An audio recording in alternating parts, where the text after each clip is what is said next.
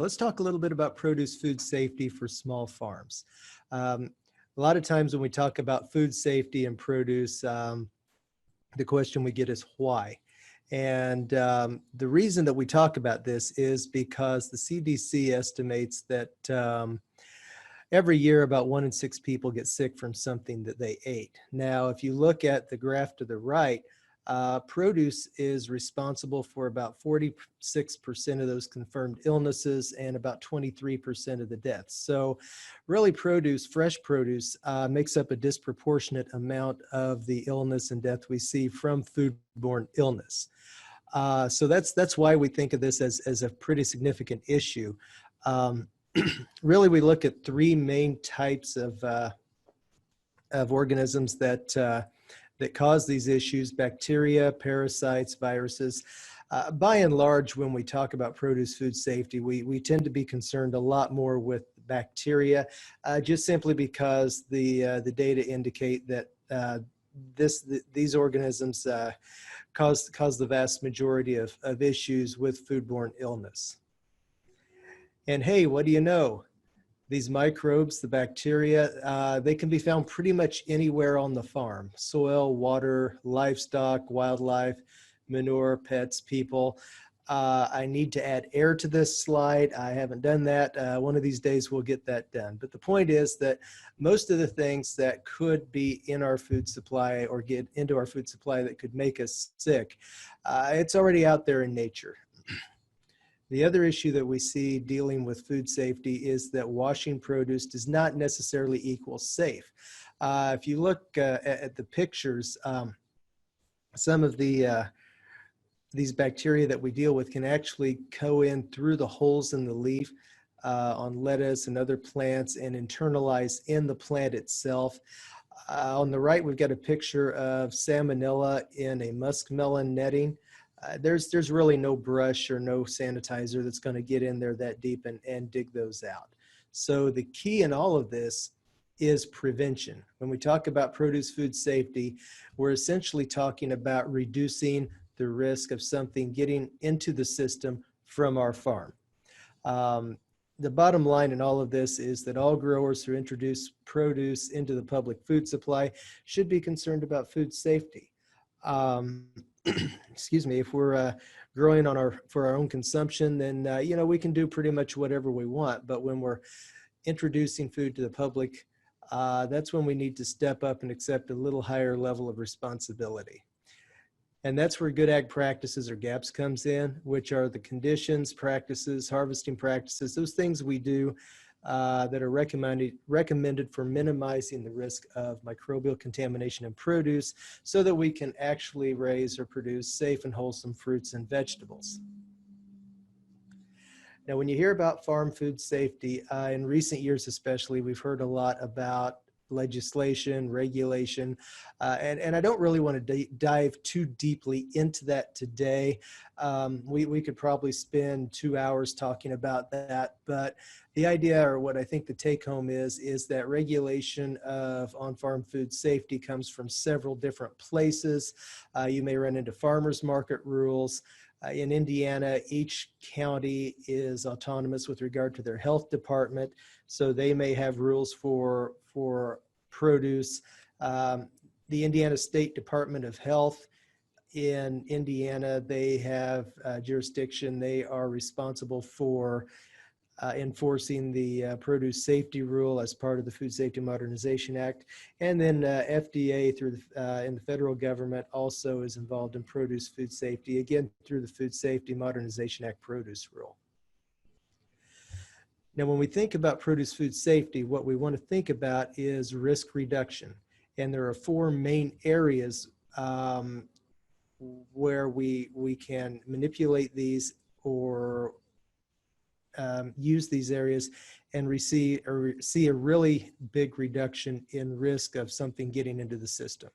Water, waste, wildlife, workers. Occasionally we'll affectionately refer to these as the 4 W's, but these are the main areas we see where growers can reduce the risk of a foodborne illness or pathogen getting into the produce. So let's talk a little bit about water. Water is the major source of contamination for fresh fruits and vegetables. Water is a really good vector, and we use it for a lot of things around the farm. Just think about all the things you use water for: frost protection, for sprays, for irrigation. So, we really have to look at water and protect it because it can be an excellent vector for foodborne illness. When we look at water sources, there's three main sources we see growers using: surface water, which is ponds, ditches, streams, rivers; wells, or groundwater; and municipal, or what we call municipal systems, or what we call city water down here in the southern part of the state. Surface water carries the most risk because you can't really protect what's flying over it, swimming in it, or in this case, bathing in it if you look at the picture. So we need to protect our surface water. And again, simple steps, simple things that we can do to receive a large reduction in risk: keep livestock out of water sources and where the water drains to a reservoir or a pond as best you can. If manure is used, apply it away from surface water. Manage manure storage and compost to avoid runoff, and upgrade your septic systems where necessary. But again, we really need to be careful with surface water because it does carry more risk than other water sources. Groundwater or wells carry some risk, and the risk is generally seen where the wellhead isn't properly configured or protected. Ideally, we don't want to mix pesticides or chemicals near the well. We don't apply solid manure near the well to protect it from contamination. We need to use backflow prevention fittings or check valves. If we're not using the well, we really need to just retire it and properly cap it. Keep livestock away from the recharge area. And we also want to inspect those wells annually to make sure they're in good working condition. Municipal water is the least likely to be contaminated because legally municipalities have to sell potable water. So really, when we want to prove that our water is good and we're using municipal water, we just need to request copies of water quality tests and keep those on file. When we're irrigating, we need to make sure that we're minimizing contact as much as possible with the edible portion of the crop. Generally, drip irrigation carries less risk than overhead irrigation. But again, the idea is that as we irrigate, we need to be mindful, and as much as we can. I mean, it's obviously not always going to be possible, but to the greatest extent possible, we need to minimize contact of water with the edible portion of the crop, especially as we get closer to harvest time. Water testing.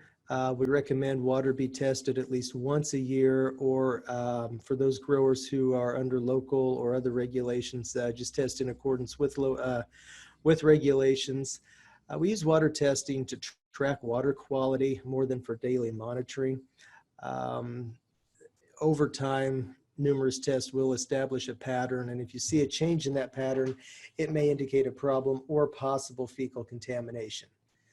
So again, water testing is really a critical piece of the puzzle. If you're using any type of surface water or groundwater, we would highly recommend water testing, just so you know what you have and what you are dealing with as far as what you're putting on your crops. Just remember, a bad water test is not going to put you out of business. It's merely something that indicates you've got an additional risk factor that needs to be mitigated. When we talk about waste, we're basically talking about manure, and the goal is to keep raw manure away from produce simply because pathogens may spread to plants from waste amended soil. So we're not saying that you don't use manure, but we're saying that you use it in such a way that we minimize the risk. That might mean composting it. That might mean having a 90 to 120 day window between application and harvest. One important point, though, is that if you have compost that is made from manure, remember that compost has a very strict legal definition. So unless it's made in accordance with National Organic Program standards that define compost, unless it's made in accordance with those standards, it should probably it should just be considered raw manure and treated as such. So again, ideally, we'd like to see manure applied in the fall. and then incorporated cover crop over the top. If you can put it in the spring to an agronomic crop, that's what we would like to see as ideal. If it's properly treated, it can be applied at any time, which means properly composted.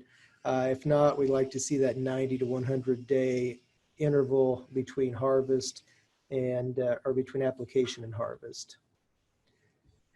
Biosolids, we'll make this really simple. We do not recommend the use of biosolids on crops for human consumption. And that also includes knowing where your septic system is located and not growing produce too close to that system. Other products, bone meal, feather meal, check with the manufacturer. Usually you're okay to use if there's some kind of a kill step, but if there's no kill step such as heating or chemical kill step, you really need to treat it as raw manure. Wildlife, when we look at wildlife, we really are looking at any pets and livestock or any animals, reptiles, birds, mammals, amphibians, anything in or near the production area, but not under our direct control. And the risk with animals is that they can introduce pathogens and other materials to the production area.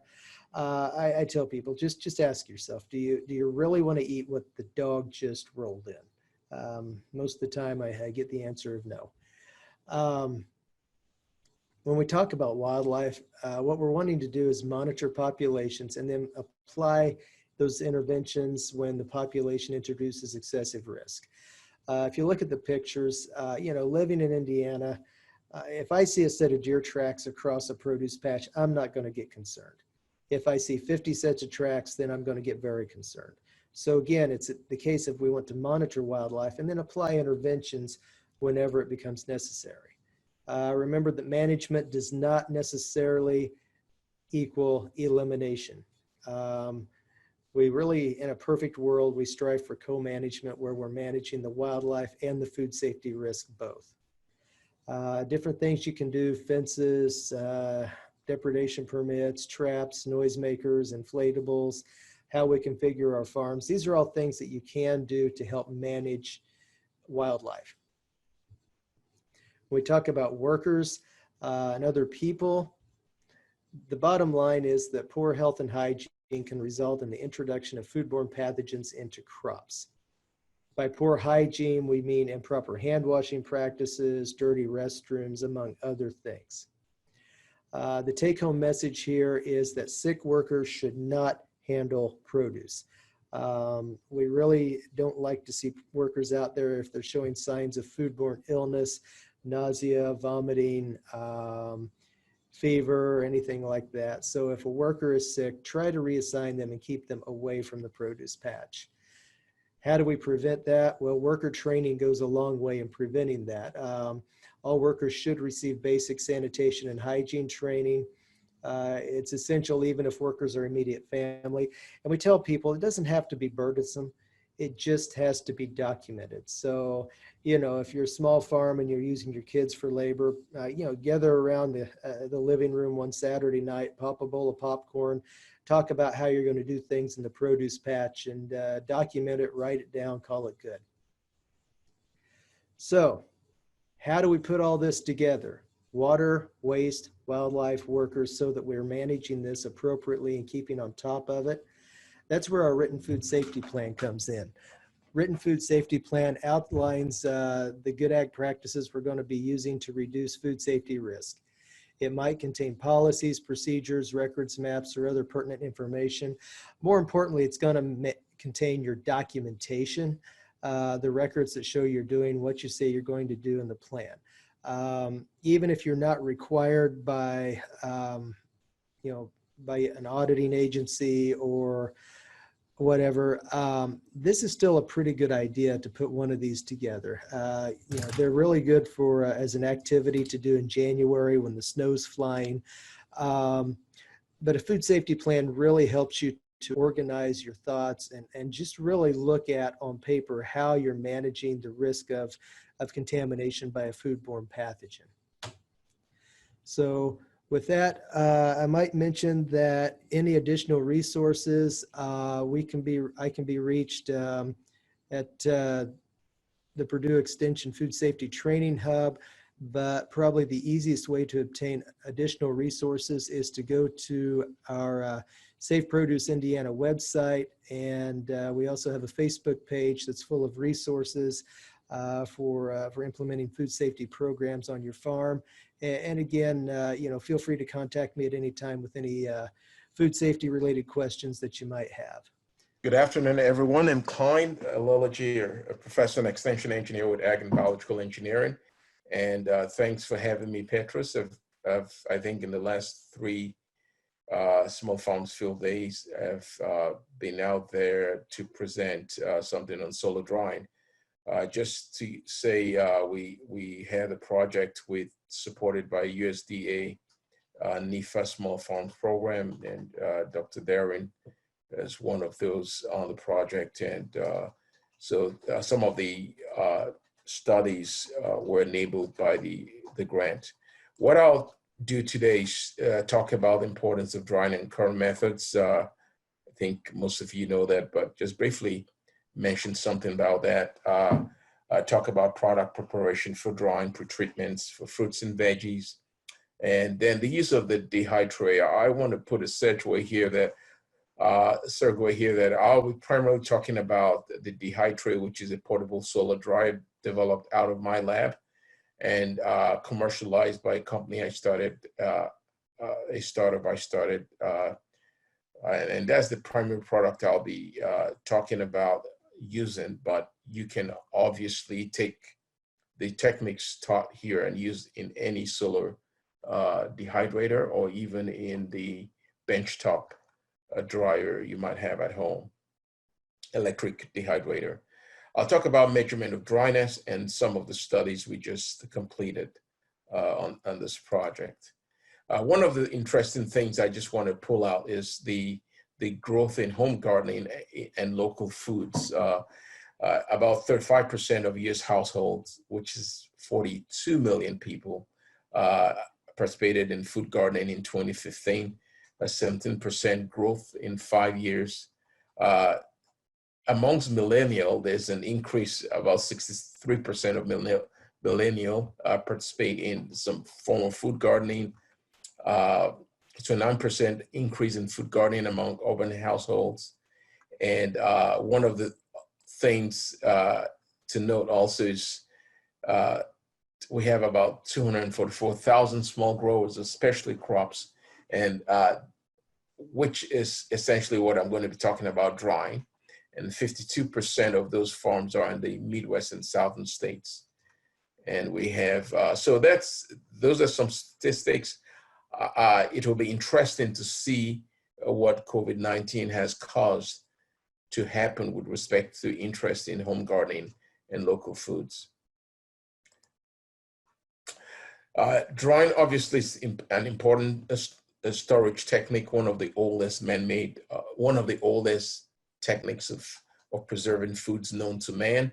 It primarily removes moisture so that you prevent the growth of bacteria, yeast, molds, to prevent spoilage, and that's something that Scott and Amanda talked about. It also slows down enzymatic activity that are naturally occurring in these plants.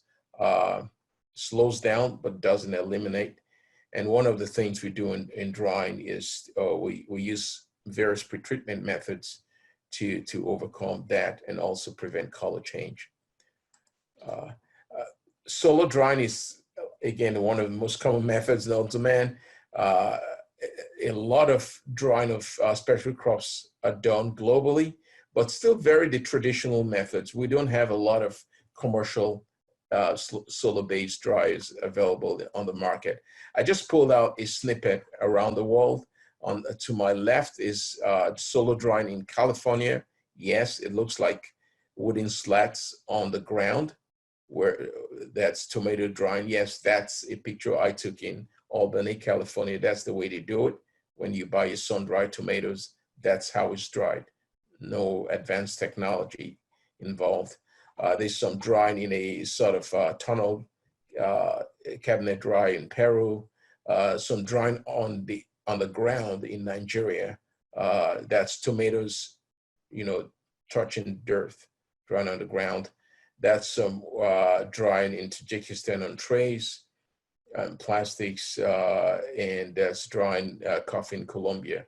So the current methods, they just a whole range of methods out there, from drying on wooden slats to do-it-yourself dryers, or even drying on the dirt, nothing commercial.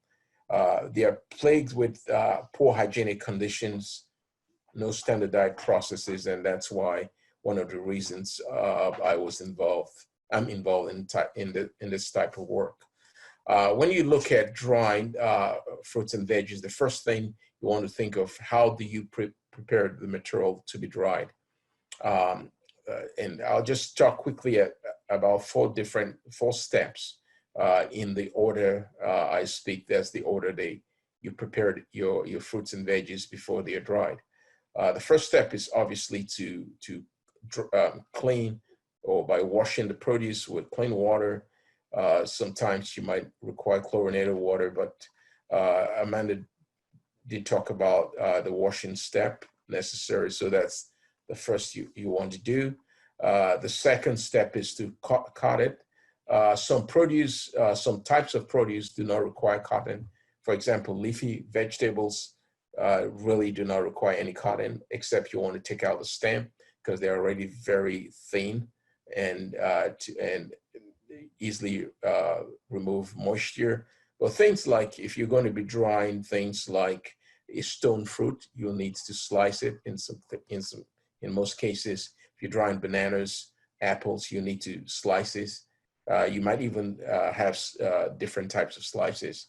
And then in some cases, you have to do some pretreatment. Not all fruits and veggies require pretreatment. And a pretreatment is essentially to prevent enzymatic activity and discoloration during the drying process.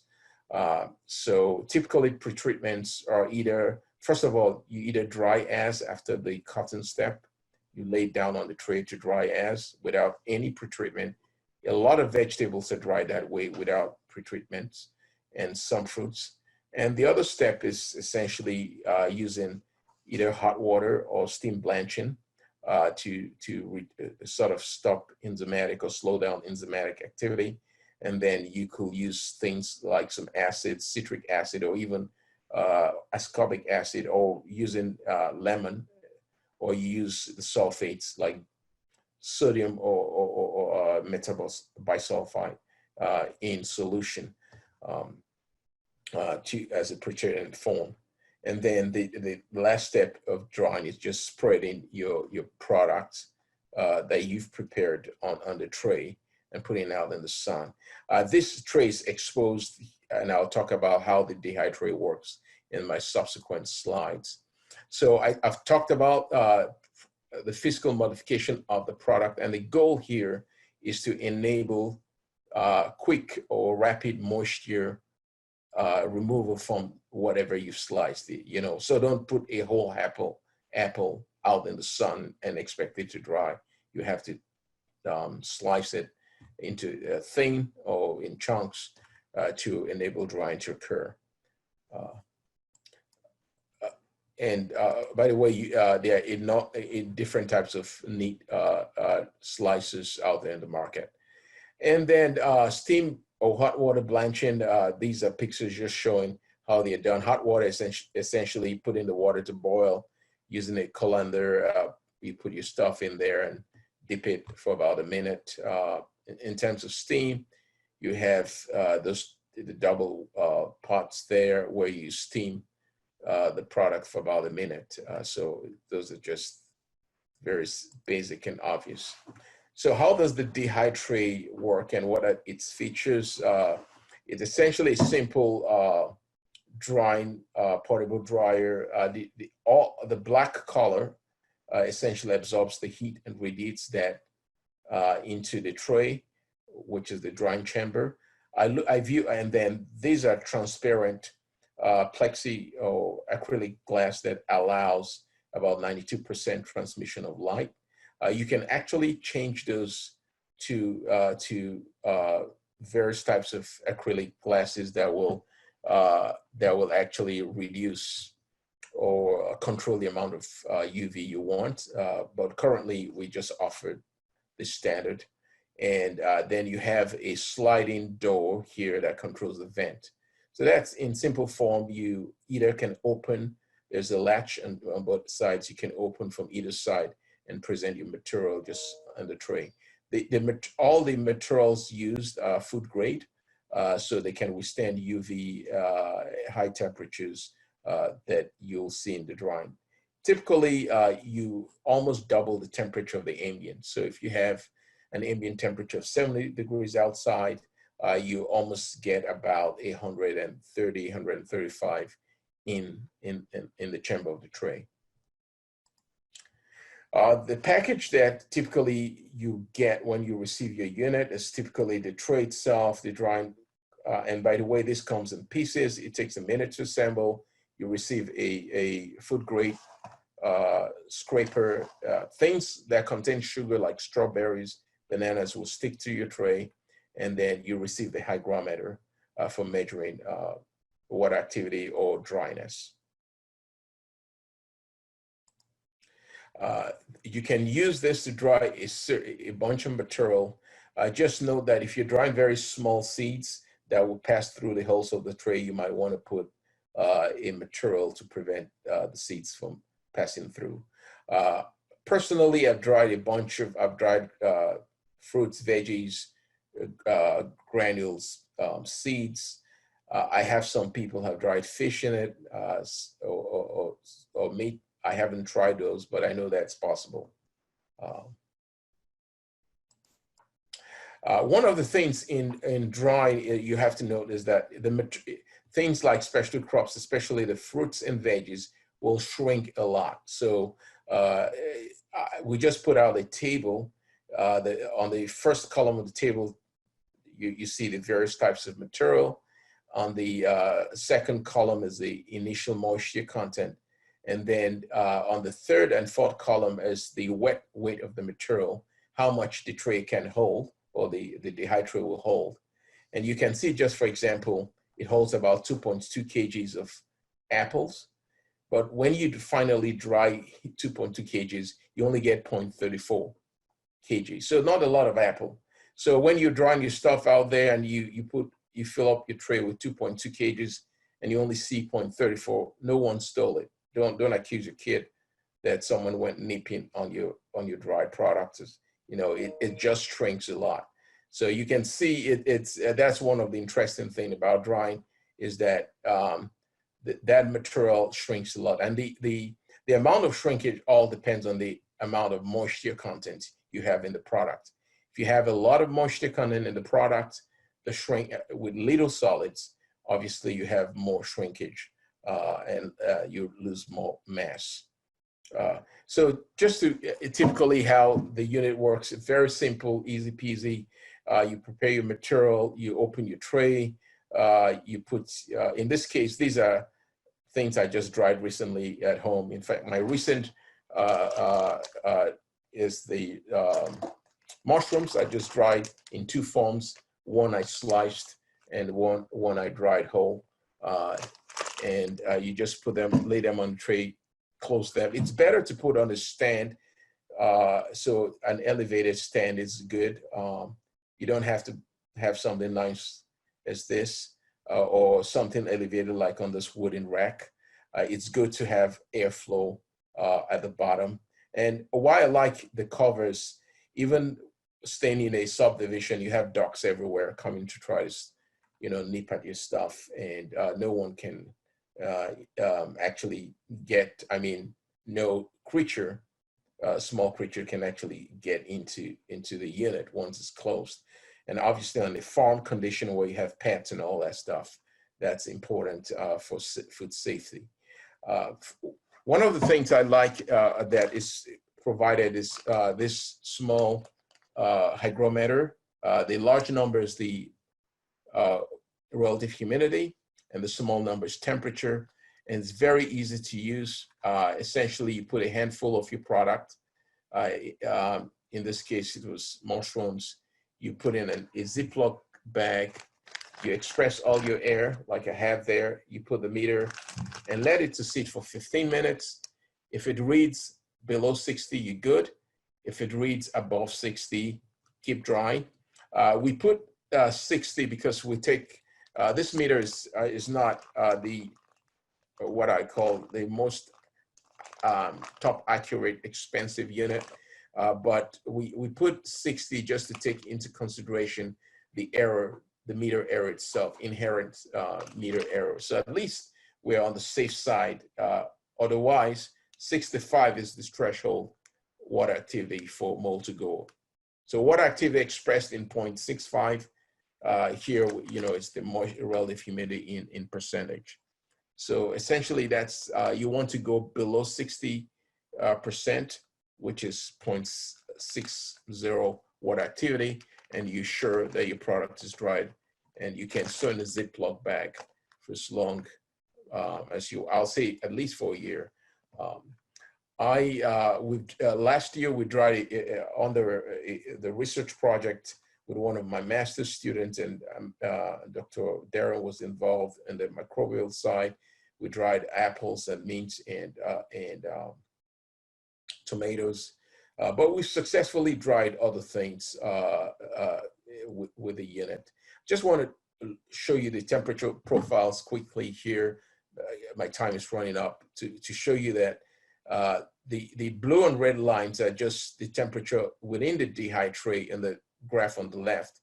You can see when the green, which is the ambient, it's like 30, it shoots up to the red line shoots up to the 40s, and you can even see further up here shoots up to 60. So it can pretty get hot, and obviously when the temperature gets hot, the relative humidity goes south.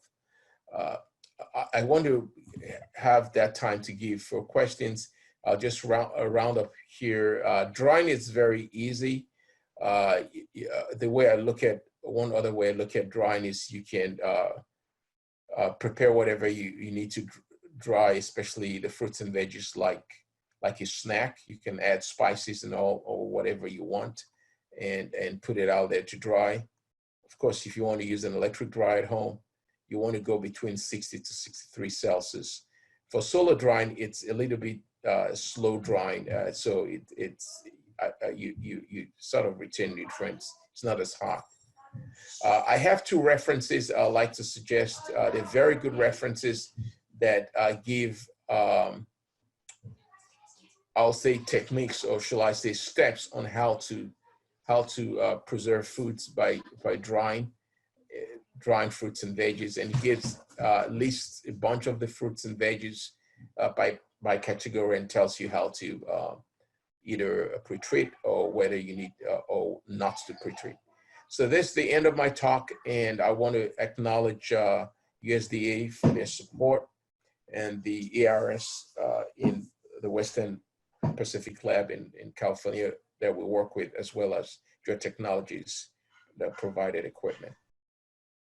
Hi everyone, my name is Amanda Deering, and I'm a clinical associate professor and an extension specialist in the Department of Food Science at Purdue University. And so today we're in the post-harvest pack room at the Purdue Student Farm. And the Student Farm, just a little history, is 3-ish years old, I'm not exactly sure. But when we came about to build the Student Farm, and especially in this post-harvest room, we wanted to make sure we got it right. And so as you know, in the post-harvest side, this is our last shot. So this is the last surfaces, these food contact surfaces that the fruit and vegetables will touch before they go out to our consumers. So we want to make sure that we follow all the good agricultural practices and food safety practices to ensure that this post-harvest packing room does not become a source of contamination. So I'm going to kind of walk you through what this room looks like and what are some of the important aspects for you to keep in mind if you're designing a room for your farm. Now, you may look at this room and say, you could never have something like this at your farm because it's too big or it's too expensive. And that's true. This is a very unique farm. However, think about it as scale. So as I'm pointing things out, even if you merely have a table and that's where you do your packing, that's still your packing room, right? So think about everything that I'm talking about in scale. Okay, so if you don't have something that's this big room like that, that's okay. You're going to have aspects. Everything I'm going to point out will be pertinent to whatever size space that we're dealing with. So let's take a look. We'll start over here. And so over here is where the produce comes in the student farm. So this door opens, so the produce fields are out on the other side of the building. They'll bring the produce in, and you'll see that these are their harvest bins. And so again, they're nice, they're clean, they're sanitized. They're made of materials that you can clean and sanitize, so they're hard plastic. And these get cleaned every single day that they use them. Okay, so we have dirty produce coming in, and then we'll come to our wash sinks. So they actually have 2 bays of sinks that they're running here, and they are on city water here, so we don't have to worry about water testing. However, if they had a well, we want to make sure that we tested this water to make sure it was free of generic E. coli, so we can have 0 detectable E. coli in this wash water. So you'll see they have these 3 basin sink, and they do wash the produce. So again, we've talked about this before. It's not necessarily that you wash your produce. However, if you're doing so, you have to make sure you're doing it right. And so how they do it here is they have a rinse step, so this would just be water. And then they use Sanidate, so they'll have another rinse step, and then this is their sanitizer. So keep in mind, some of these sanitizers, you have to have a final rinse with. Sanidate is not one of them. So that one we don't have to have a final rinse. So if they were running, say, chlorine or chlorine dioxide, it would be a water sanitizer and then a water rinse on the third one. Right? It's just because that's the product that they're using. Okay, so after this produce gets washed, they have these wire racks that they'll put the bins on. And if we could just kind of go around and look at what these wire racks are. So these are these stainless steel wire racks, and you can see the clean bins. So they would stack up the washed produce on these racks. And you can see I probably can't see them, but they do have wheels on them. So they can wheel. So then the next step, we can come around and follow me, is to go into their walk-in cooler. Okay, so then they just wheel these racks in here, and that's where they will store the produce. And so again, if we're looking at this whole flow, you will see that the dirty produce never comes, so after it's clean, it never goes back across to the dirty side. Okay, so that's what we always talk about, flow. So when you're thinking about, even if you just have a table, right, you want to make sure that you don't have dirty produce ever, or clean produce ever going back into the dirty side. Okay, so if we look at the flow in this building, you've got dirty coming in, it gets washed here, it goes on the racks, and then into the walk-in, and then out the door for delivery.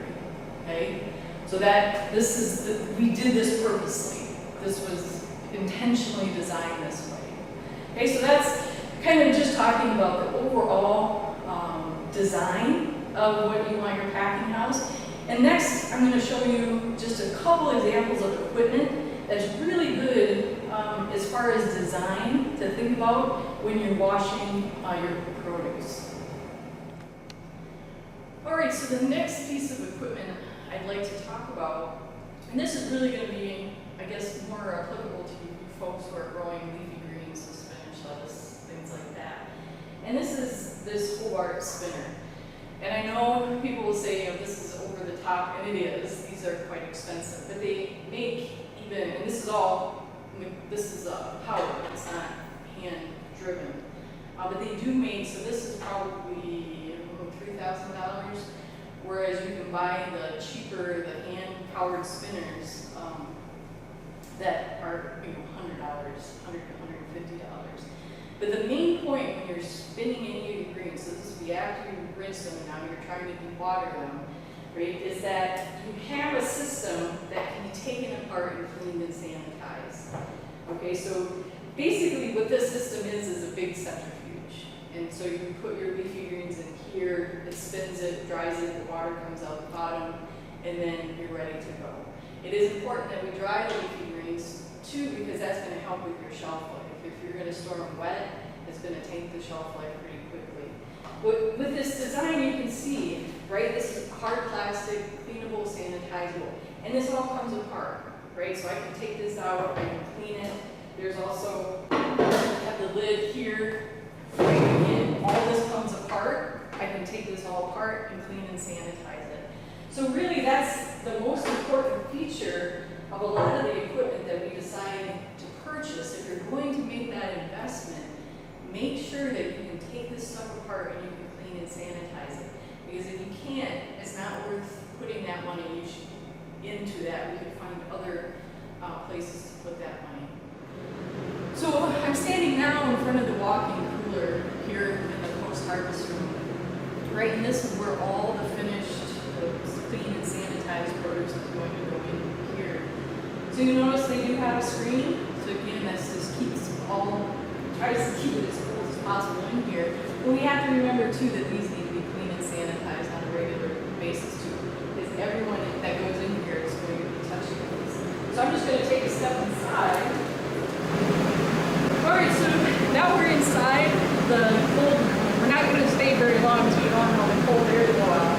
But you'll notice here are these stainless steel racks I was talking about. Right, so this is where the finished product will go on these racks and then they just get wheeled in. You'll notice we don't have anything touching the floor. Everything, you'll always want things off the floor if you're walking cooler. And you'll also notice that we can move these around, which is great because then we can clean around them. So anytime you're thinking of putting in a walk-in cooler or something similar, like a refrigerated truck, things like that, have that things that are movable, because it's just going to allow you to be able to clean and sanitize the space a lot better than if everything was hard to move and you put it up with these things. So the next thing we're going to talk about is our harvest tools. So sometimes these get forgotten in the whole process, but these are food contact surfaces, right? These are the tools that we're going to be cutting every piece of fruit, vegetable, whatnot that we're going to be harvesting. And if they get contaminated, it's likely you're going to be contaminating every other thing that you harvest. So you see here, they have these on a daily, after they get done cleaning, they're clean, sanitized, and they hang them up here. They're well maintained, and they're made of material that is cleanable and sanitizable. So you'll notice that everything is hard plastic, and so we can clean and sanitize that. And they keep these records that they do this process, which is great. And so this is very important to make sure that we clean and sanitize all of our harvest tools. So another important aspect of any post-harvest processing room is that you need to have some sort of hand washing facility, because this is something that you don't want it to be difficult for you or your employees to do, because honestly, if it's difficult, nobody's going to do it, right? So if you put it in an area, and this is of course fancy, it can be a very simple hand washing station, it doesn't have to be like this, but it's right in where all the students would be working, right? So it's very accessible to them and they can wash their hands.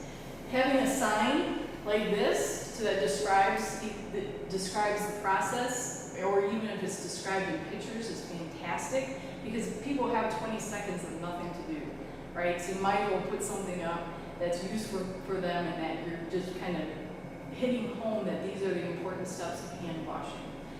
So you'll see they do have their soap, they have hot water, and then after they wash their hands, they have hand sanitizer. So they're going through that process every time. So again, it's always important that you're washing your hands before you start packing or washing, and any time that you change activities. Okay, so if it's that you touched your hands, touched your shirt, touched your hair, you're coming back over and washing your hands. So your farm may have a glove use policy. So maybe your farm uses gloves. There's nothing saying you have to. And if you do, that's great. You would just change gloves every time you change activities. But here at the student farm, we just rely on people washing their hands, and that is absolutely acceptable, and it's a good practice for any farm. All right, so I hope you guys enjoyed the tour of the post-harvest packing room that we have here at the Purdue Student Farm. And again, like I said in the beginning, this is fancy. And we wanted it to be an example of what people could do, even if you were a small farm. It costs a lot of money, granted, and not everybody is going to be able to do this. But this is really a display of what you're looking for. And so again, scale may change. You may just have a table, and maybe you don't wash anything, and all you do is take whatever you're growing, you put it in a bag, and you send it on its way. But even that table is your processing facility, right? So it doesn't have to look exactly like this, but all the principles that I talked about, so cleaning and sanitizing, washing your hands, and making sure surfaces are cleanable and sanitizable is all very important, and that applies to any scale, no matter what you're doing, those same food safety aspects are going to apply. So again, I hope you enjoyed the tour, and please, I will be available at the end of this session for a Q&A. So if you have any questions after this, I'll be available and we can discuss. And always reach out to Purdue Extension if you have any questions or concerns.